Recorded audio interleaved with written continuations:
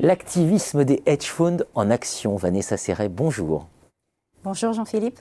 Vanessa Serret, Université Bretagne Sud, laboratoire Lego. C'est cela. Un article coécrit avec Sylvie Berthelot, Université de Sherbrooke, Québec. Activisme des fonds de couverture et stratégie de défense des entreprises. Là tout de suite on se dit, on va être sur de la bagarre. Voilà. Et en fait c'est ça dont vous nous parlez, c'est d'une bagarre pour le contrôle de la société canadienne Agrium, qui va se défendre. Absolument. Alors, les faits se déroulent en 2012, puisque Agrium, donc, une entreprise cotée à la bourse de Toronto, a été attaquée par un fonds d'arbitrage, le fonds Jana Partners. Alors, ce fonds d'arbitrage, en réalité, c'est un hedge fund, c'est peut-être un terme beaucoup plus commun, un hedge fund d'origine américaine qui a tenté de prendre le contrôle de cette société canadienne. Alors, une première remarque, ce n'est pas la première fois qu'une société canadienne se fait attaquer. Et donc, les médias, la presse a fait état notamment de la prise de contrôle de Canadian Pacific Rail, de Tim Hortons, etc. Mais en l'occurrence, dans ces cas-là, ces sociétés n'ont pas réussi à se défendre. Dans le cas d'Agrium, eh bien, celle-ci a mis en place une stratégie de défense qui nous a semblé efficace. Alors, c'est cette efficacité défensive que l'on a étudiée, analysée avec ma co-auteure Sylvie Berthelot, professeure à l'Université de Sherbrooke, et moi-même, et on a essayé d'analyser de manière clinique l'histoire de la bataille de procuration, parce que c'est allé jusqu'à une bataille de procuration, entre Agrium et Jana Partners. Alors, pour nous, ce qui est intéressant, c'est de voir une forme d'activisme, parce que tous les activismes ne sont pas de la sorte, qui illustre une facette de la financiarisation. Et par ailleurs, c'est une bataille de procuration qui a été particulièrement médiatisée dans la presse canadienne et ça nous a évidemment facilité l'accès à l'information et au terrain. Voilà. On va peut-être rappeler ce qu'est un hedge fund. Oui, effectivement, bonne question. Alors, un hedge fund, on dit, si on traduit fonds de couverture, fonds d'arbitrage, c'est surtout un fonds d'investissement spéculatif, c'est-à-dire risqué. Quelques caractéristiques communes, parce qu'en fait, ce sont des véhicules d'investissement qui sont relativement hétérogènes, mais ils ont des caractéristiques communes, parmi lesquelles ils sont moins réglementés que des fonds d'investissement traditionnels tels que des OPCVM en France. Ce sont des acteurs de la financiarisation mondiale. Ils s'adressent généralement à des investisseurs fortunés et ou des investisseurs institutionnels. Ils sont également domiciliés sur des places financières offshore.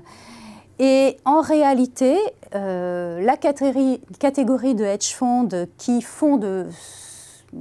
réalisent cet activisme particulièrement offensif, c'est en réalité une minorité de hedge funds. Voilà.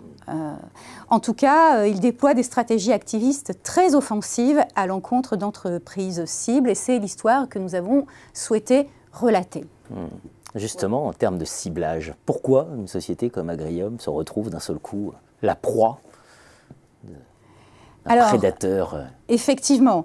Alors, en l'occurrence, les activistes ciblent une entreprise, mais pas n'importe laquelle. À la base, l'activisme n'est pas fait pour prendre le contrôle de l'entreprise. Dans le cas des batailles de procuration, il y a effectivement une bataille pour prendre le contrôle, ou en tout cas pour mettre en place des administrateurs qui défendront les intérêts du hedge fund. Alors, pourquoi Agrium ? Eh bien, durant la décennie 2000, Agrium est un leader des produits et services agricoles. Agrium est double coté à la bourse de Toronto et de New York, donc ça la rend visible vis-à-vis des investisseurs américains. C'est assez intéressant.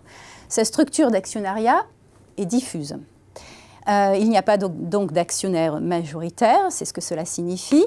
Et son directeur général, qui à l'époque est Michael Wilson, travaille dans l'entreprise depuis 2000. Sous son management, c'est aussi très intéressant, la capitalisation boursière est passée de 2 milliards de dollars canadiens à 11 milliards. Il a donc créé de la valeur. C'est donc une entreprise qui crée de la valeur, qui est rentable. Alors, caractéristique importante, qui va être son point faible, c'est l'un des rares producteurs de nutriments à base de phosphate et de potasse dans le monde. Et en 2011, juste avant l'attaque, cette activité représente 70% de ses bénéfices nets. En 2010, la rentabilité boursière est de 57%. Mais voilà qu'en 2011, cette rentabilité va s'effondrer. Pourquoi ? Parce qu'il y a une baisse du prix des engrais à base de potasse. Voilà. Et en mai 2012 arrive Jana qui a acquis plus de 5% du capital action. Alors 5%, ça fait d'elle évidemment un actionnaire qui est toujours minoritaire. Mais au titre de ces 5%, Jana va avoir des revendications. Les moments clés qui vont Exactement. commencer à se mettre en marche.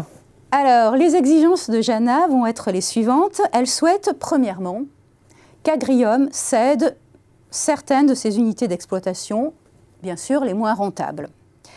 Et en réponse, Agrium va commencer par doubler son dividende. Mais pas seulement.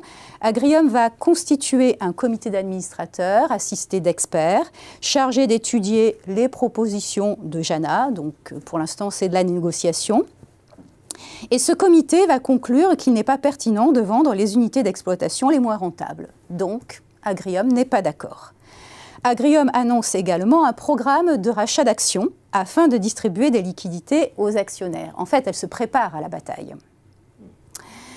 Et effectivement, Jana ne se satisfait pas de la réponse de ces distributions de liquidités et c'est le début de la bataille de procuration.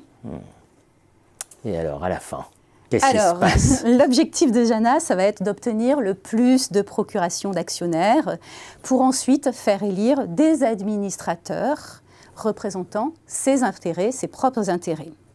Alors, cette bataille de procuration, en réalité, elle va se livrer par médias interposés. Jana essaie de discréditer le DG, les administrateurs et... Tous les coups sont permis. Tous les coups sont permis, mais Agrium riposte. Alors, Agrium riposte et s'appuie à son tour sur les médias. Elle répond point par point, de manière technique, avec des avis d'experts, sous forme de communiqués de presse, de lettres aux actionnaires. Elle accuse Jana de vouloir démanteler l'entreprise. Et en mars 2013, l'agence de conseil de vote Glass Lewis, c'est important, recommande aux actionnaires de voter en faveur de l'équipe en place. Glass Lewis, c'est une organisation internationale indépendante d'analyse en matière de gouvernance d'entreprise.